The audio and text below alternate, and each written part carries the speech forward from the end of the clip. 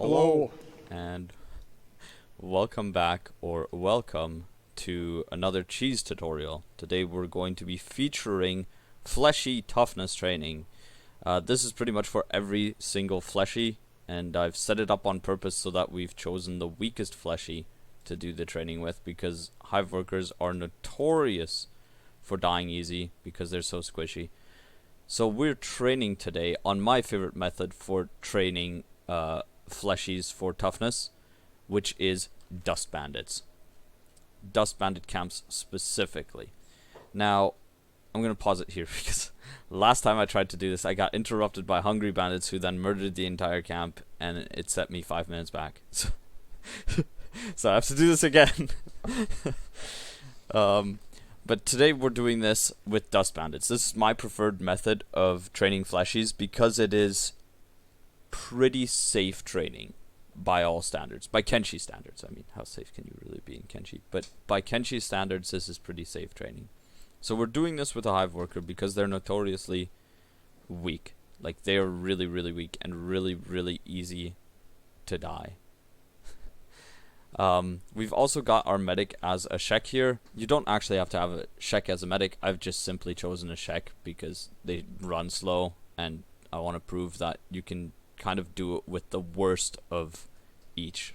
Ideally, you'd want your medic to be an actual good medic, but I've set it up here so that I started with the cannibals, cannibal hunters, and I've got my actual medic doing the toughness training, and I've got the dude who isn't really a medic being a medic. So all you really need is 2 people for this, and you want your second medic away from the camp and your first dude to actually be fighting the camp for the toughness training. I'll be explaining this more.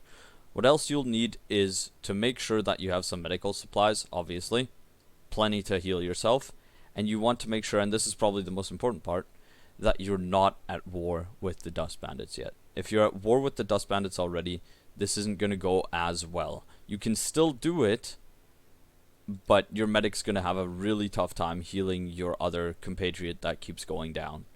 So make sure you're not at war. You can still use this, but your medic better have like a ton of toughness to tank hits while he's healing your other buddy.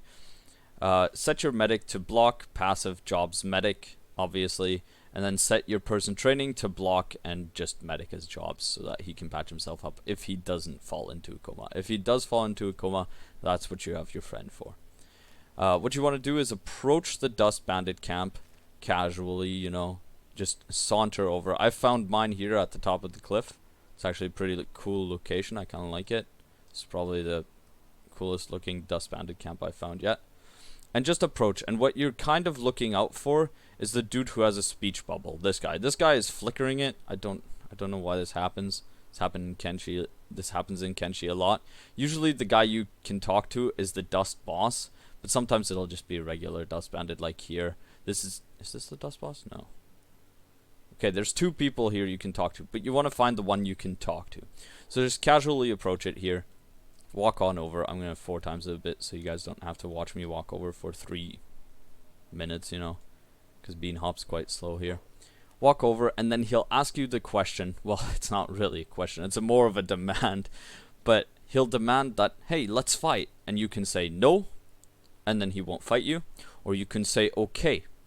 And this camp becomes hostile. Now, what this does is it doesn't actually decrease your relations with the Dust Bandits. If you killed these guys, it would decrease your relations with the Dust Bandits. But because you're defending yourself from them being the aggressor, this won't lower your relations.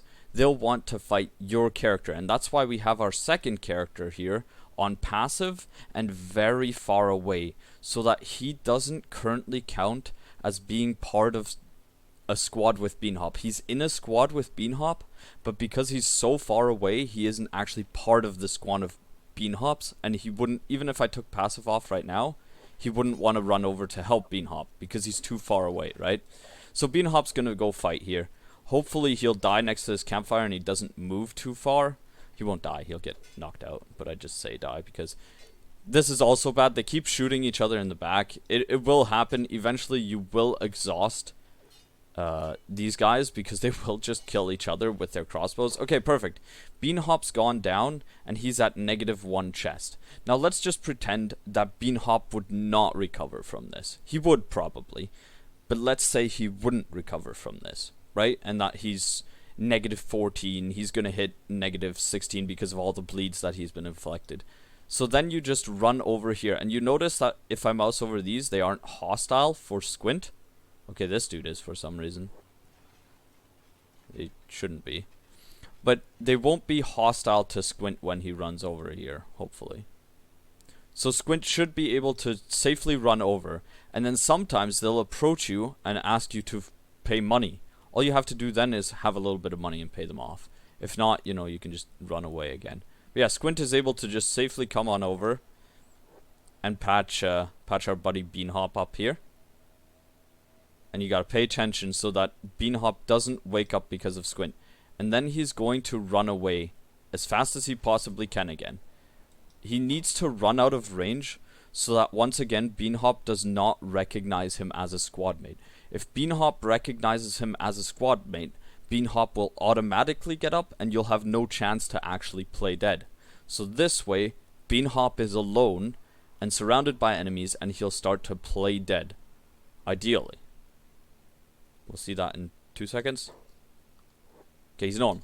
He's playing dead. So this is the same thing as I explained last video, which was like 2 weeks ago. I haven't done a video for a while, I'm sorry.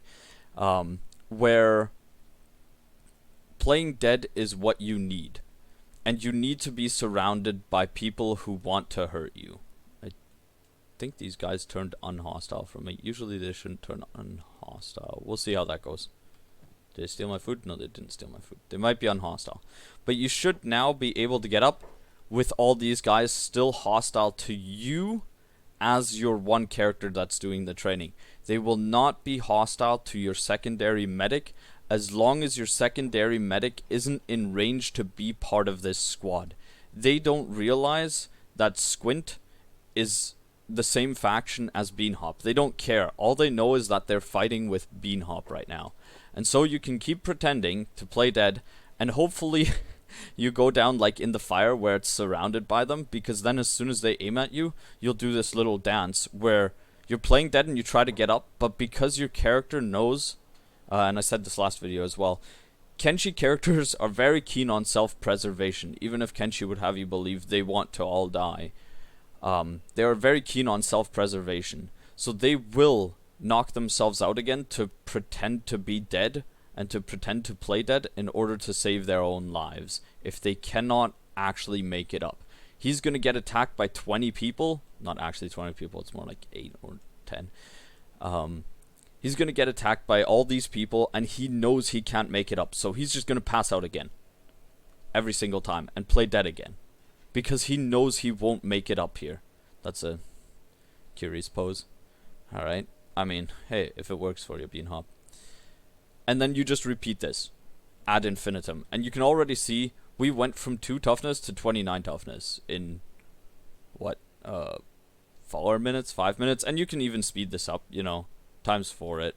Play dead a bunch.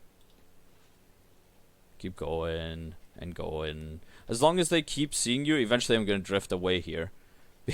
Because Beanhop is slowly sliding down a mountain by himself. That's a nice wooden bowl there.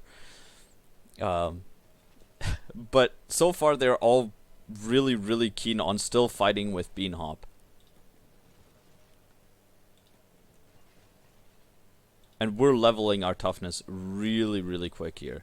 And this is my favorite way to level toughness for fleshies, because like I say, this does not expire.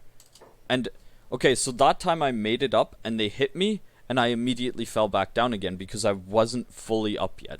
And that's the reason they do that little flop, is because they think they're going to get hit and aren't actually going to make it up without taking serious damage and or getting knocked out / killed again. So that's why they flop over like that.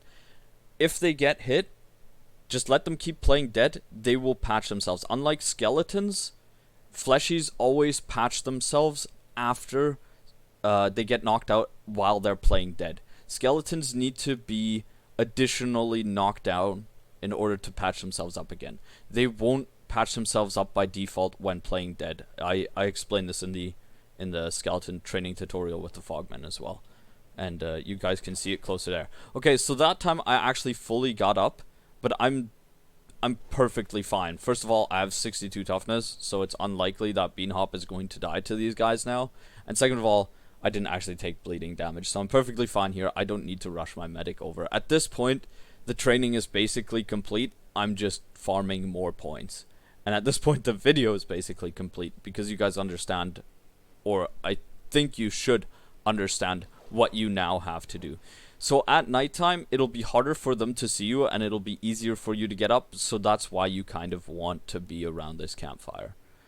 I hope this all made sense to you guys. If you need me to explain it further, just let me know in the comments down below or something, and I 100% will, because I've done this a lot, as you can see. Like, I'm pretty decent at it. If you then want to train your medic in toughness, just switch the roles. They'll eventually forget about your character, as long as he's far enough away. Once he's far enough away, he can just crawl away by sneaking. I'll showcase this a little bit here.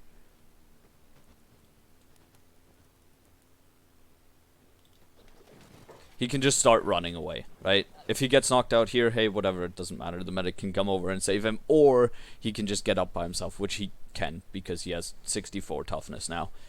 And then you can just switch the roles. And once your other character, aka Beanhop, is out, and where your first character Squint would be, you can put in Squint, and you can start training Squint your medic, and vice versa. You can just keep switching characters out and using this. As long as these Dust Bandits don't kill each other, which they will probably kill each other at some point, because they keep shooting each other in the back, you'll be fine, and this training should go pretty well for you guys. That's a random tech hunter. Make sure tech hunters don't kill your camp. If tech hunters randomly kill your camp, just find another one. I have another one set up right there, for example. I got pretty lucky here for this tutorial showcase. But just find another camp and just do it again. If it helps, there's also settings when you start a new game, I think. Is it new game or when you load? No, it's when you start a new game, where you can increase the camp size spawn rate or something. You can crank that to max, but just know your camps will be like insanely scattered. Anyways, that's pretty much the tutorial, guys. Thanks for watching. I hope it goes well for you. Till next time.